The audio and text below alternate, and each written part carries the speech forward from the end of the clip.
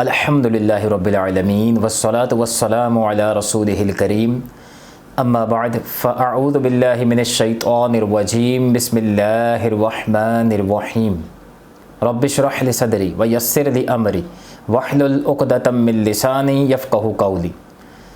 अल्हम्दुलिल्लाह अज़्ज़ व जल फ़र्ज़ उलूम कोर्स के हवाले से आज जो टॉपिक हमारा चल रहा है यानी कुर्बानी के मसाइल, इसका दूसरा हिस्सा आज इंशाल्लाह इस पर डिस्कस करेंगे। मैंने आपको बताया था कि कुर्बानी के हमने 3 हिस्से किए हैं। पहला हिस्सा जिसमें हमने ये देखा कि कुर्बानी किस पर वाजिब होती है। दूसरा हिस्सा हमने इसका जो देखा था वो है कि कुर्बानी के जब वाजिब होने को हमने सीख लिया, फिर जानवर और इससे मुतालिक मसाइल क्या होंगे वो दूसरे हिस्से में हमने इसको डिस्कस करना है, जो इंशाल्लाह आज डिस्कस करेंगे। और तीसरे हिस्से में फिर हम इंशाल्लाह डिस्कस करेंगे कि जानवर को ज़बह करने और उसके बाद गोश्त और खाल और दीगर मामलात इस हवाले से क्या मसाइल होंगे। तो ये 3 हिस्सों में हमने इसको तकसीम किया था। आज दूसरा हिस्सा यानी जानवरों और इससे मुतालिक मसाइल के हवाले से इंशाल्लाह आज हम सीखेंगे। अल्लाह अज़्ज़ व जल से दुआ है कि अल्लाह ताला हमें इल्म दीन सीखने, सिखाने, इस पर अमल करके इसको अहसन अंदाज में इखलास के साथ आगे पहुंचाने की भी तौफीक अता फरमाए। सबसे पहले एक हदीस मुबारक हसूल बरकत के लिए समाअत कर लेते हैं। रहमत आलम नूर मुजस्सम शफ़ी मुअज़्ज़म सल्लल्लाहु अलैहि वसल्लम ने इरशाद फरमाया, जिसका मफ़हूम ये है कि 4 तरह के जानवर ऐसे हैं जिनकी कुर्बानी करना दुरुस्त नहीं है। नंबर 1 काना, जिसका कानापन ज़ाहिर हो। नंबर 2 बीमार, जिसकी बीमारी ज़ाहिर हो। नंबर 3 लंगड़ा, जिसका लंग ज़ाहिर हो। और नंबर 4 ऐसा लागिर जिसकी हड्डियों में मग़ज़ ना रहा हो। तो बयान फरमाया कि ऐसे 4 जानवर, इनकी कुर्बानी करना दुरुस्त नहीं है। इस हदीस पाक से पता चला कि जब हम लोग कुर्बानी करने के लिए जानवर ख़रीदें तो हमें खूब एहतियात के साथ जानवर ख़रीदना चाहिए और उसमें कोई ऐसा ऐब नहीं होना चाहिए जिसकी वजह से कुर्बानी हमारी ज़ाया हो जाए। आज इसी हवाले से हम इंशाल्लाह मसाइल डिस्कस करेंगे। सबसे पहले मसला ये याद रखें कि कुर्बानी की इक़साम कितनी है। याद रखिए हमारे फ़ुक़हा ने कुर्बानी की 3 इक़साम बयान की हैं। नंबर 1 फ़कीर और गनी दोनों पर वाजिब हो। नंबर 2 गनी पर वाजिब हो, फ़कीर पर वाजिब ना हो। नंबर 3 फ़कीर पर वाजिब हो, गनी पर वाजिब ना हो। ये 3 इक़साम है। पहली किस्म के दोनों पर वाजिब हो, यानी शरई फ़कीर पर भी वाजिब हो जाए और गनी यानी अमीर बंदे पर भी वाजिब हो जाए।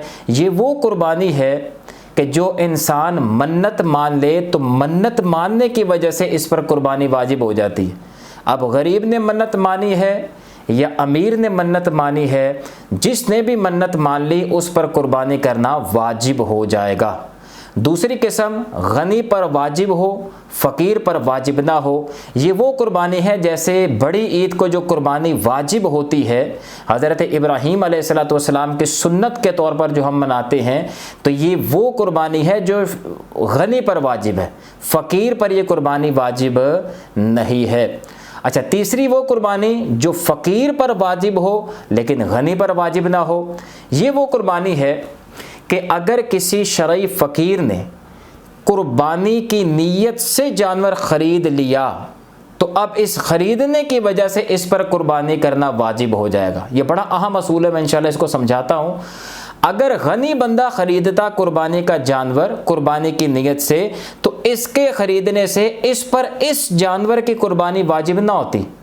जबकि मैंने बताया कि अगर कोई शरई फ़कीर है, उसने कुर्बानी की नीयत से जानवर ख़रीद लिया तो अब उस पर वाजिब हो गया है कि इस जानवर को कुर्बानी करेगा, जबकि अमीर बंदे पर, गनी पर ख़रीदने से वाजिब नहीं होती। मैं मिसाल दूं अगर इसकी कि एक अमीर बंदे ने कुर्बानी के लिए जानवर ख़रीदा, अब वो चाहता है कि इसको मैं अपने पास रख लूँ, कोई और जानवर ख़रीद कर जो है मैं उसको कुर्बान करूँ।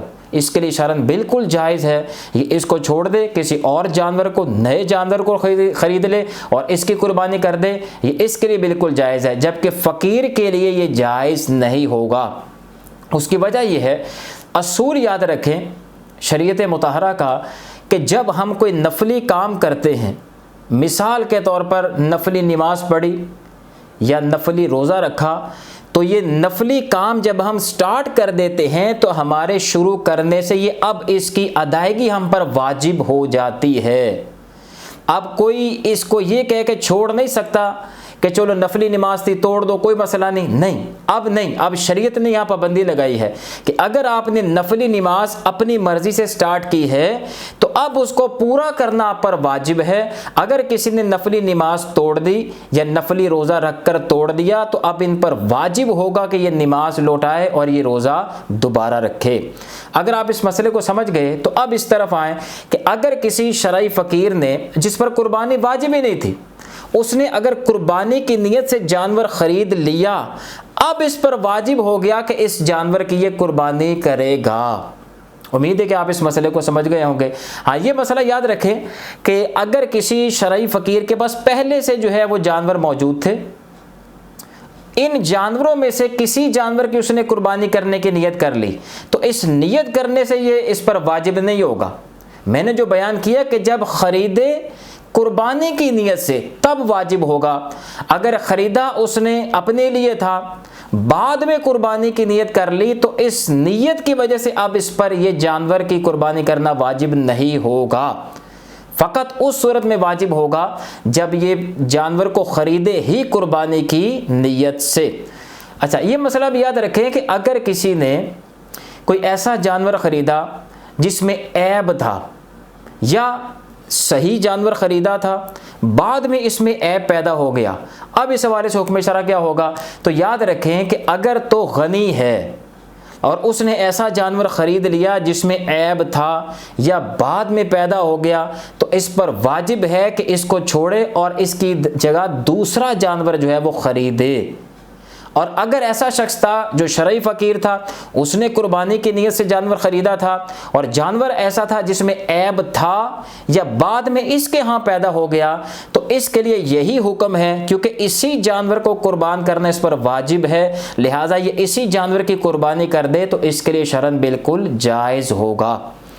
ये मसला भी याद रखें कि अगर किसी का जानवर गुम हो जाए, चोरी हो जाए या मर जाए, तीनों का एक ही हुक्म है, तो इस हवाले से अब हुक्म शरअ क्या होगा?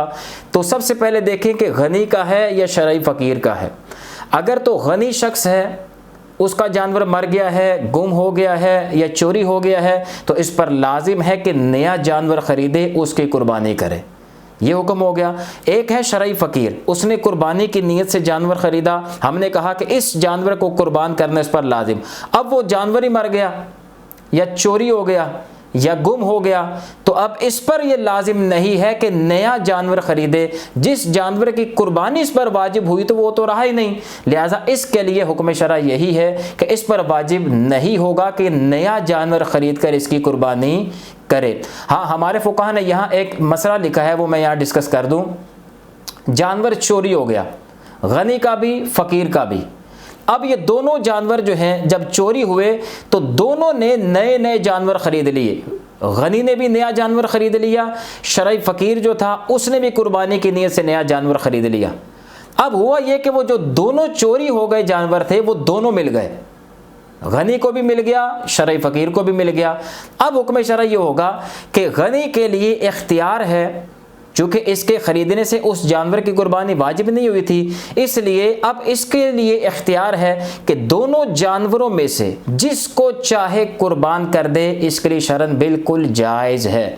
हाँ, ये फुक़हा ने ज़रूर लिखा है कि मिसाल के तौर पर अगर पहला जानवर था 12,000 रुपये का, दूसरा जानवर जो बाद में ख़रीदा वो है 10,000 रुपये का, तो ये कम कीमत का ख़रीदा गया। पहला वाला 12,000 का था, जो 2,000 का गैप है, ये अगर दूसरे जानवर की कुर्बानी करे 10,000 वाले, तो इसके लिए फिर हुक्म ये होगा कि जो 2,000 कमी है उसका भी जो है 2,000 का सदका कर दे।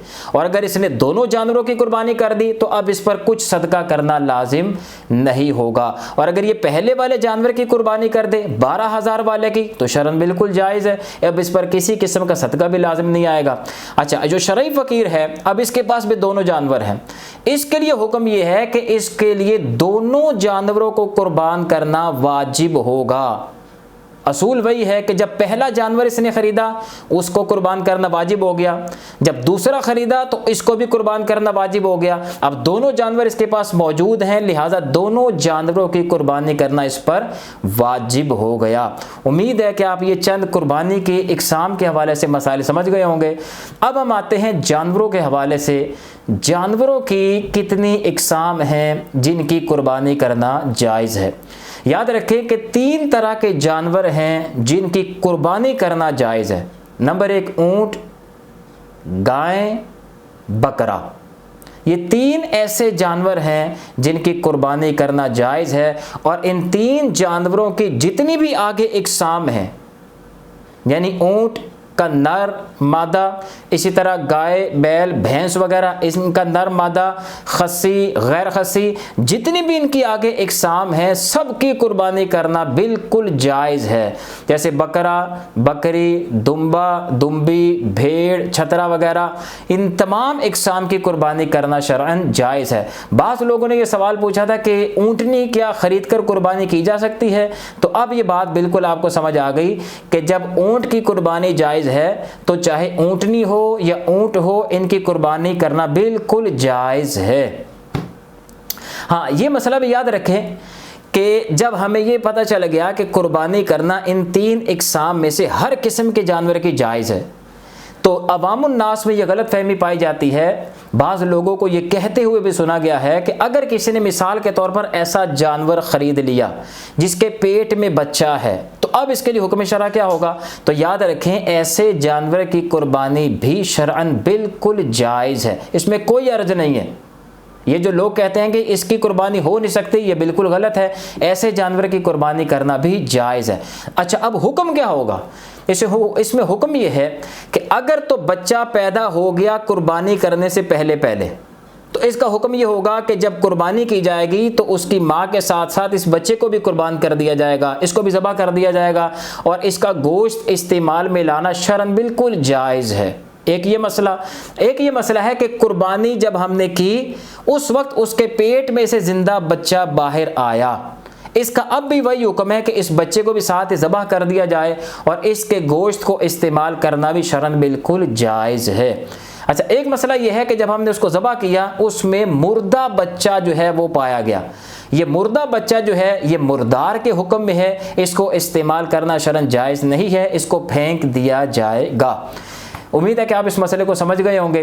अब हम देखते हैं कि अगर किसी ने कुर्बानी के जानवर में हामिला जिस तरह जानवर था उसको ख़रीदा, उसके यहाँ बच्चे की डिलीवरी हुई, बच्चा हुआ, लेकिन उसने कुर्बानी नहीं की। अब हुक्म शरा क्या होगा?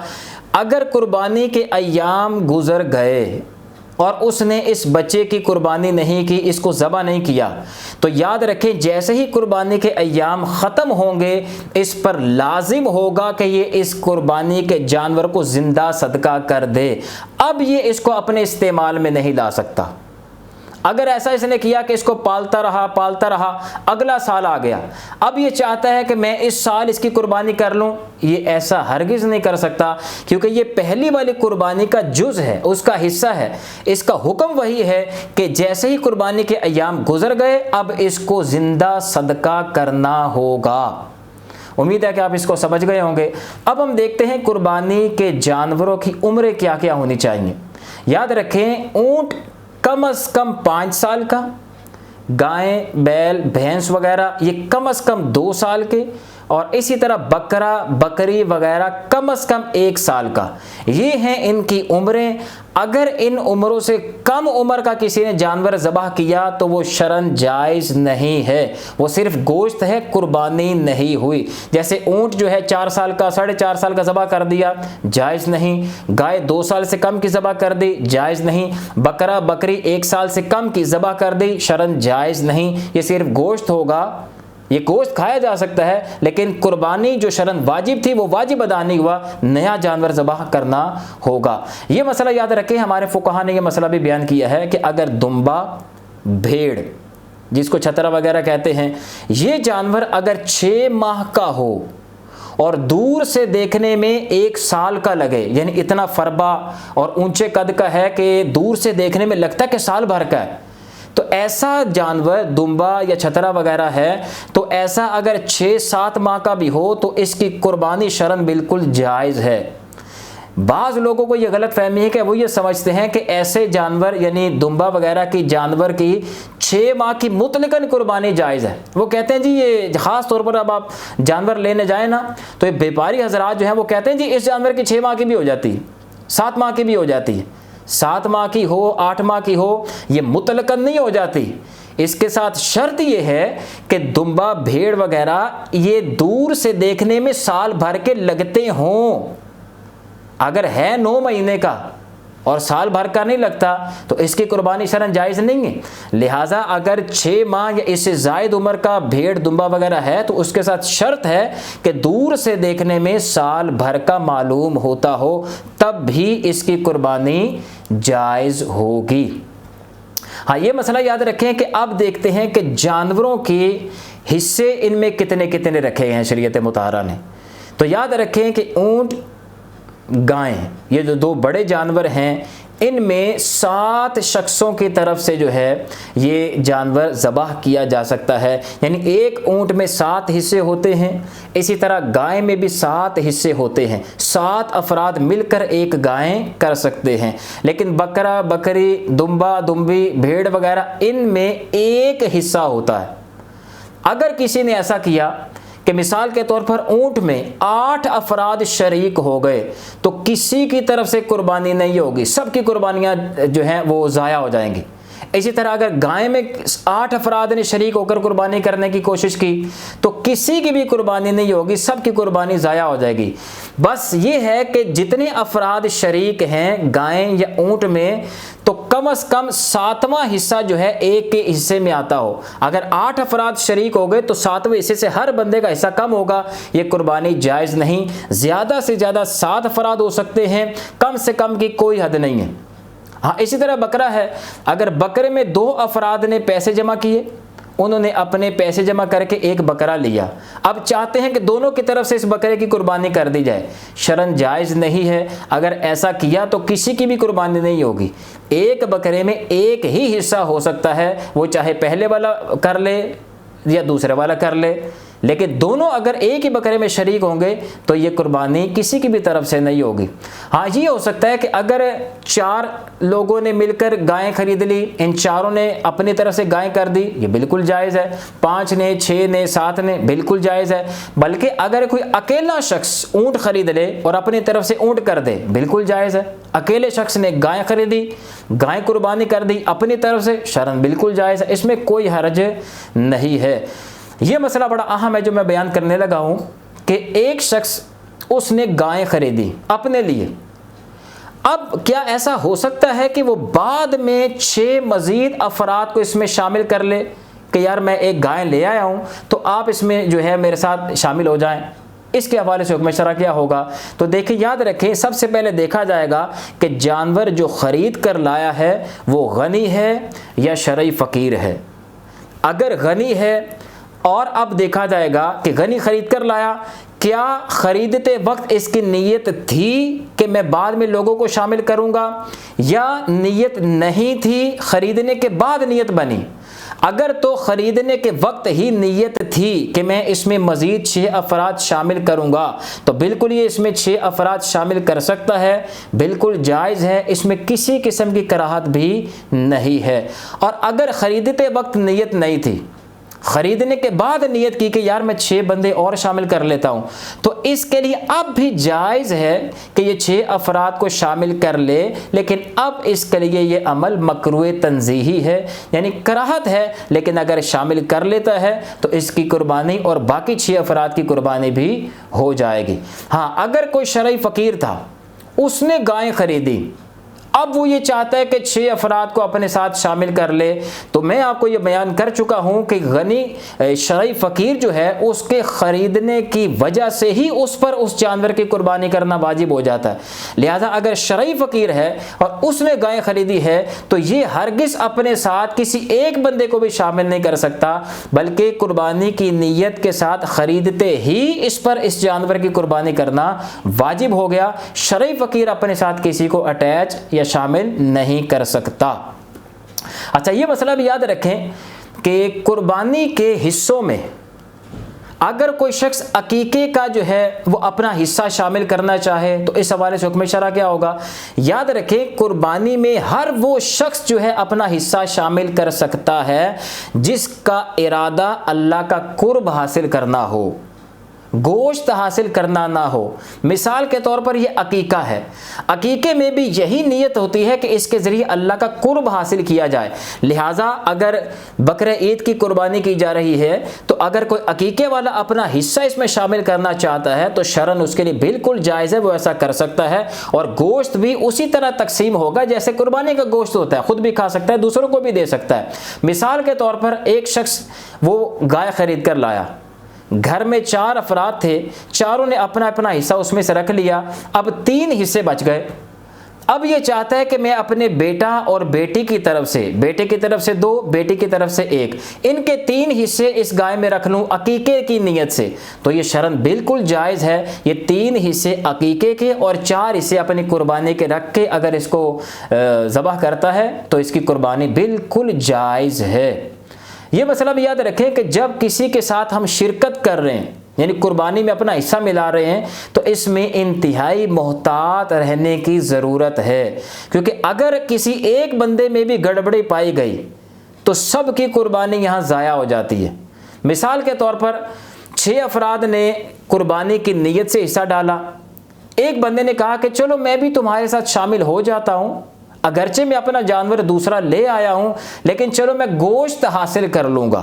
उसकी नीयत फ़कत गोश्त हासिल करने की है, अल्लाह की रिज़ा की, उसके तकर्रुब की नीयत नहीं है, तो हमारे फुक़हा ने यह मसला बयान किया कि ये सब की कुर्बानी ज़ाया हो जाएगी। ये सिर्फ गोश्त है, सब का वाजिब जो है उनके सर पर बाकी रहेगा, नया जानवर इनको ज़बाह करना होगा। इसलिए जब भी किसी के साथ शिरकत करें तो ऐसे इदारे को अपने पैसे दें जिन पर आप एतिमाद करते हो, जो शरई मसाइल जानते हो, वगरना थोड़ी सी भी उनकी गफलत की वजह से कुर्बानी ज़ाया हो सकती है। ये मसला भी याद रखें कि अगर कोई शख्स इस साल कुर्बानी जो की जा रही है, अब इस साल कुर्बानी के हिस्सों में अपने पिछले साल की कुर्बानी का हिस्सा शामिल करना चाहता है कि मेरे ऊपर जो है 2 कुर्बानियां हैं पिछले सालों की, तो मैं इसमें शामिल करना चाहता हूं, इसको ये इजाज़त नहीं है कि ऐसा करे। और अगर ऐसा हो गया, मिसाल के तौर पर 6 शख्सों ने इस साल की कुर्बानी की नियत की, जैसा करने का हक है या हुक्म है, लेकिन एक शख्स ने पिछले साल की कुर्बानी की नियत कर ली कि वो जो मेरे ऊपर सदका थी एक कुर्बानी, वो मैं इसमें शामिल करता हूं। इन 7 अफराद ने मिलकर कुर्बानी कर दी। अब हुक्म शरा क्या होगा, तो यहां अब हुक्म ये है कि जिन लोगों की इस साल की कुर्बानी की नियत थी उनकी तो कुर्बानी वैलिड है, वो बिल्कुल हो गई, लेकिन इस बंदे की जिसकी पिछले साल की कुर्बानी की नियत थी, इसकी कुर्बानी वो सदका वाली जो थी वो नहीं हुई, ये नफली शुमार होगी। और हुक्म ये होगा कि इस गाय के गोश्त को सदका करना होगा, ये अपने सर्फ में नहीं ला सकते, इसको इस्तेमाल नहीं कर सकते। हाँ, कुर्बानियाँ इनकी हो चुकी हैं जो इस साल कर रहे हैं, जो पिछले साल की कुर्बानी की नियत से आया है उसकी तरफ से नफली कुर्बानी हुई, वो सदका जो पिछले साल का बाकी था वो अब भी इसके सर बाकी है, इसको नया जानवर ज़बाह कर, नया जानवर जो है उसकी कीमत सदका करना अब भी इसके ज़िम्मे लाजिम होगा। हाँ, ये मसला भी याद रखें कि अगर 7 अफराद ने गाय में शिरकत की, कुर्बानी से पहले एक बंदे का इंतकाल हो गया, अब हुक्म शरा क्या होगा, तो इसमें याद रखें कि जब उस शख्स का इंतकाल हो गया तो अब इसके हिस्से में ज़ाहिर वारिसों का हिस्सा आ गया। लिहाजा अब हुक्म ये होगा कि अगर इन बाकी 6 अफराद ने इनके वारिसों से इस शख्स के वारिसों से राब्ता किए बगैर, उनसे इजाज़त लिए बगैर इस जानवर की कुर्बानी कर दी तो किसी की कुर्बानी नहीं होगी। अब हुक्म शरा ये होगा कि उनके वारिसों से इजाज़त लें, जब वो वारिस इजाज़त दे दें कि हाँ आप उस बंदे की तरफ से और अपनी तरफ से इस जानवर को ज़बह कर लें, तो उनकी इजाज़त के बाद अगर ये ज़बह करते हैं तो इनके लिए शरन बिल्कुल जायज़ है और इसका गोश्त इस्तेमाल भी ये लोग कर सकते हैं। हाँ, ये मसला भी याद रखें कि कुर्बानी के जानवर से किसी भी किस्म का नफ़ा हासिल करना, मिसाल के तौर पर कुर्बानी का जानवर है, उसकी ऊन बहुत ज़बरदस्त है, उसको अपने लिए काट लेना, ये शरन जायज़ नहीं है। अगर किसी ने ऐसा कर लिया तो हुक्म यह है कि इस ऊन को अब सदका कर दे, अपने इस्तेमाल में नहीं ये ला सकता। इसी तरह अगर कोई दूध वाला जानवर है, इसने उसका दूध निकाल लिया, तो ये शरन इसके लिए जायज़ नहीं है इसको इस्तेमाल करना, बल्कि हुक्म है कि अब इसको सदका कर दे। हमारे फुक़हा ने ये मसला लिखा कि अगर दूध वाला जानवर आप ख़रीद लाए हैं तो उसके थन पर जो है ठंडा पानी जो है वो मारा जाए ताकि दूध जो है ना निकले।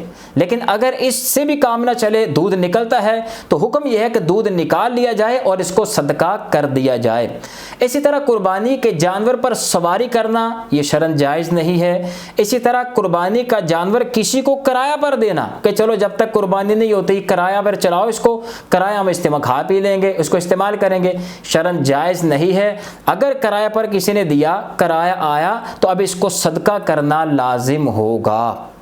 हाँ, ये मसला भी ज़िम्नन याद रखें कि जैसा एक भाई ने मसला पूछा था कि हमारे जानवर को किसी ने इसलिए मांगा ताकि वो अपने जानवर से इसको क्रॉस करवा ले, तो क्या हम अपना कुर्बानी का जानवर उसको इस नीयत से दे सकते हैं?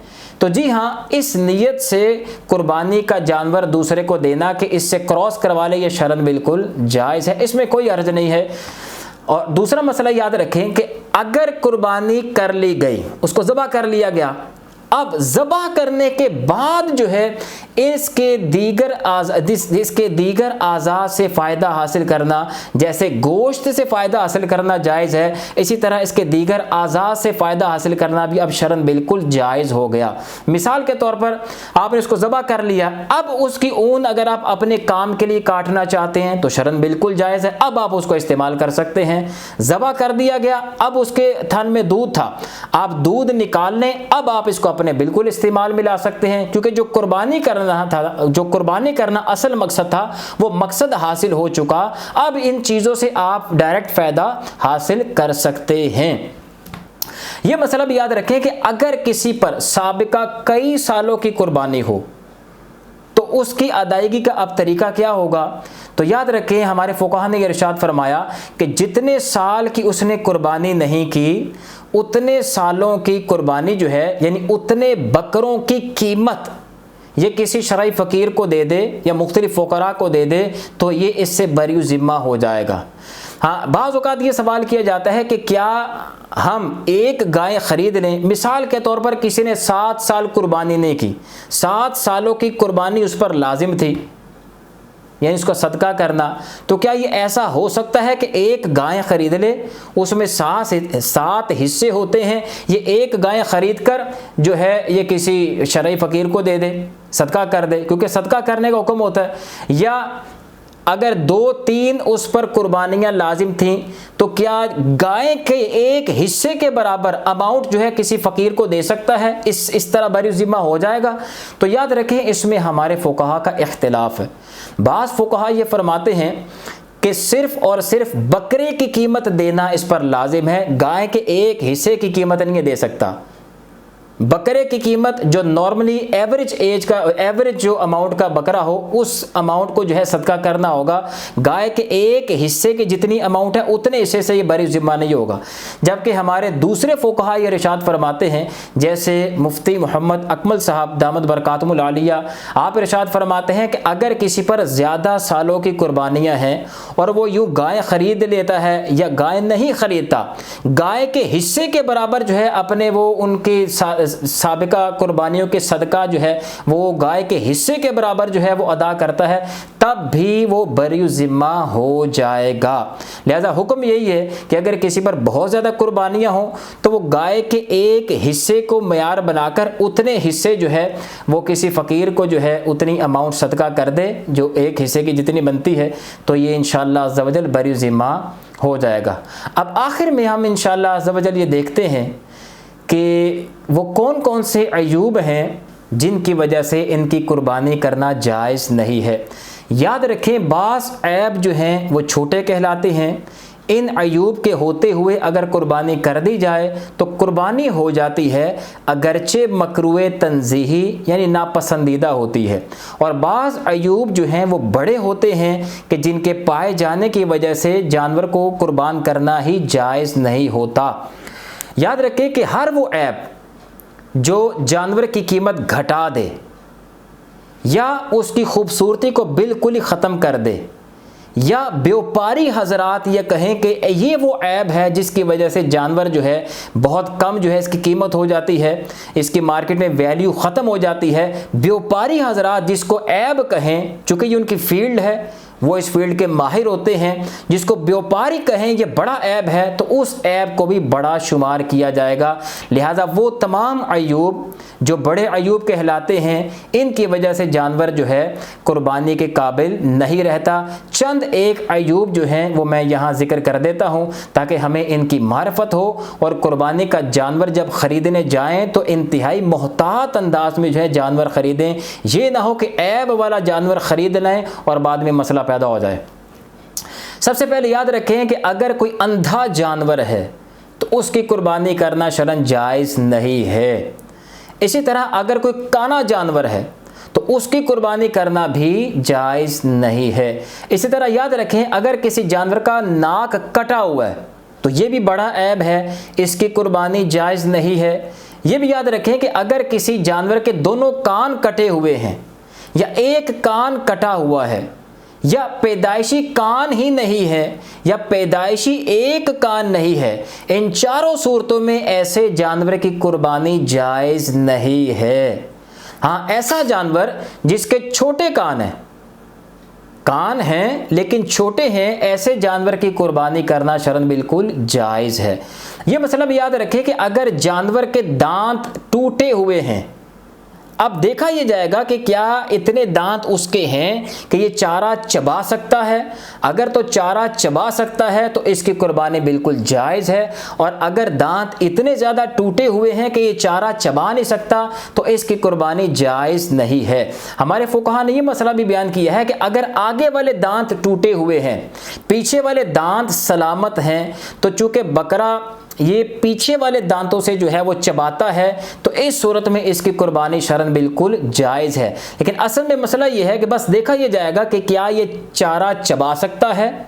अगर चबा सकता है तो शरन बिल्कुल जायज़ है, और अगर नहीं चबा सकता तो इसकी कुर्बानी जायज़ नहीं है। ये मसला भी याद रखें कि अगर जानवर का सींग ये जड़ से टूटा हुआ है तो इस जानवर की कुर्बानी जायज़ नहीं है।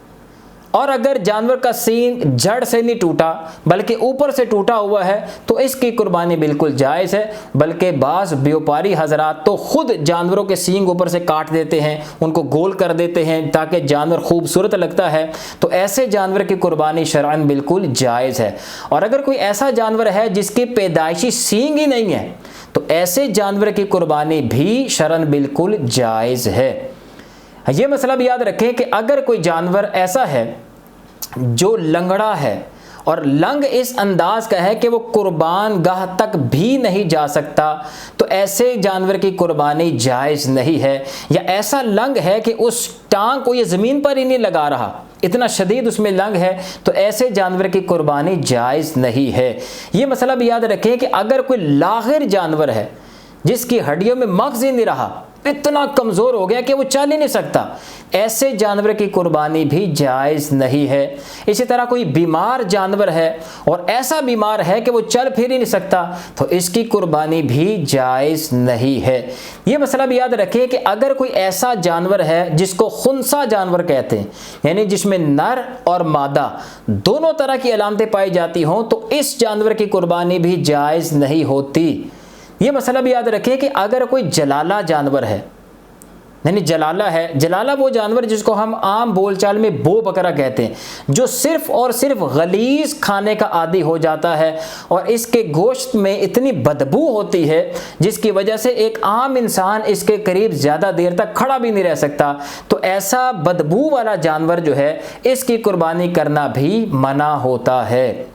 ये मसला भी याद रखें कि अगर बकरी है और उसका एक थन खुश्क हो चुका है या काट दिया गया है तो ऐसे जानवर की कुर्बानी भी जायज़ नहीं है। और अगर गाय है तो इसमें अगर 2 थन खुश्क हो चुके हैं या काट दिए गए हैं तो इसकी कुर्बानी भी शरन जायज़ नहीं है। बकरी में 1 का खुश्क होना इसकी कुर्बानी को नाजायज़ कर देगा, और गाय वगैरह में 2 का खुश्क होना या काट देना इसकी कुर्बानी को नाजायज़ कर देगा। तो ये चंद वो अयूब थे जिसकी वजह से एक जानवर जो है उसकी कुर्बानी करना जायज़ नहीं रहता। अगर कोई यहाँ मिस हो जाए, कोई रह जाए, कोई मसला समझ ना आए तो आप इंशाल्लाह पूछ लीजिएगा, इंशाल्लाह इसका बाद में जवाब दे दिया जाएगा। बाज़ वो अयूब हैं जिनकी वजह से, या जिनको ऐब नहीं भी कह सकते, लेकिन ऐसी चीज़ों की वजह से कुर्बानी जायज़ होती है। मिसाल के तौर पर एक बहुत बूढ़ा जानवर है, अगर किसी ने इसकी कुर्बानी कर दी तो बिल्कुल जायज़ है, इसकी कुर्बानी की जा सकती है। इसी तरह अगर कोई भैंगा जानवर है तो इसकी कुर्बानी भी जायज़ है। इसी तरह अगर कोई खस्सी जानवर है तो खस्सी जानवर की कुर्बानी बिल्कुल जायज़ है, बल्कि इसको फुक़हा ने अफजल करार दिया है कि इसका गोश्त ज़्यादा लजीज होता है। और इसी तरह याद रखें कि आखिर में एक दो मसाइल बस रह गए। ये मैं आपको बयान कर चुका कि अगर किसी ने ऐब वाला जानवर ख़रीद लिया या बाद में इसके यहाँ ऐब पैदा हो गया तो अमीर के लिए तो हुक्म शरा यही है कि ये नया जानवर लेके आएगा, और शरई फ़कीर के लिए हुक्म यह है कि ये इसी को कुर्बान कर दे। अच्छा, एक बंदे ने, गनी ने, एक ऐसा जानवर ख़रीदा जिसमें ऐब था, लेकिन इसने इसकी अच्छी परवरिश की कि इसके यहाँ आकर उसका वो ऐब जाता रहा।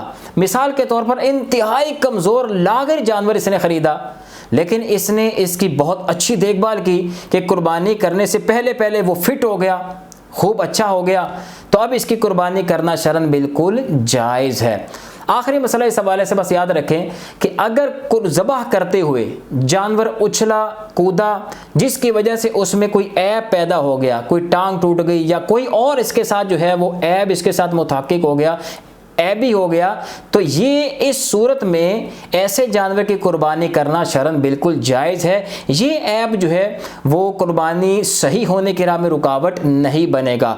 इसी तरह ये मसला भी याद रखें कि अगर जानवर को ज़बह करते हुए जानवर उछला कूदा, उसमें ऐब पैदा हो गया और छुड़वा के वो भाग गया, भागने के बाद लोग उसको फ़ौरन पकड़ कर लाए और उसको ज़बह कर दिया, अब भी इसकी कुर्बानी शरन बिल्कुल जायज़ है। ये उछलते कूदते हुए यानी ज़बह के दौरान अगर इस तरह का मामला हो जाए, जानवर के साथ कोई मिसहैप हो जाए, तो उसकी वजह से जानवर की कुर्बानी नाजायज़ नहीं होती, बल्कि यहाँ शरीयत मुतहरा ने रुख्सत अता फरमाई है। अगर इस दौरान कोई मामला गड़बड़ हो गया तो वो मुआफ़ है, इसकी कुर्बानी बिल्कुल जायज़ होगी। हाँ, एक मसला मेरे से वो पिछली दफ़ा का रह गया, वो मैं बयान कर देता हूँ। ये सवाल किया जाता है कि अगर किसी के पास जेवर है लेकिन कैश नहीं है, जब उसने अपना अकाउंट जो है उसको देखा, अपना हिसाब किया, तो वो मालिक निसाब बना या वो मालिक निसाब बन गई। ख़ास तौर पर ख़वातीन का ये मसला होता है, लेकिन इनके पास कुर्बानी का जानवर ख़रीदने के लिए कैश नहीं है, तो अब इनके लिए हुक्म शरा क्या होगा? तो याद रखें, इनके लिए दो चीज़ें हैं, या तो ये अपने शोहर से या अपने वालिद से या किसी और इंसान से ये रिक्वेस्ट कर दें कि आप मुझे कर्ज़ दे दें, मैं उस कर्ज़ को आपको बाद में लौटा दूंगी। अगर वो इसको कर्ज़ दे देते हैं तो ये अपना जानवर इससे ख़रीद ले, बाद में जो है उनको कर्ज़ लौटा दे। अगर वो इसको कोई कर्ज़ नहीं देता तो अब इसके लिए हुक्म शरअ ये होगा कि ये अपना ज़ेवर बेचे और बेच कर जो है कुर्बानी का जानवर ख़रीदे। इसकी वजह से यानी अगर इसके पास कैश नहीं है तो कुर्बानी मुआफ़ नहीं होगी, बल्कि वो करनी ही होगी। ये दो सूरतें मैंने आपके सामने बयान कर दी हैं। अल्लाह अज़्ज़ व जल्ला से दुआ है कि अल्लाह ताला हमें इल्म दीन सीखने, समझने, इस पर अमल करने और इखलास के साथ इसको आगे पहुँचाने की तौफ़ीक़ अता फ़रमाए। आमीन बिजाहिन नबी अमीन सल्लल्लाहु तआला अलैहि वसल्लम।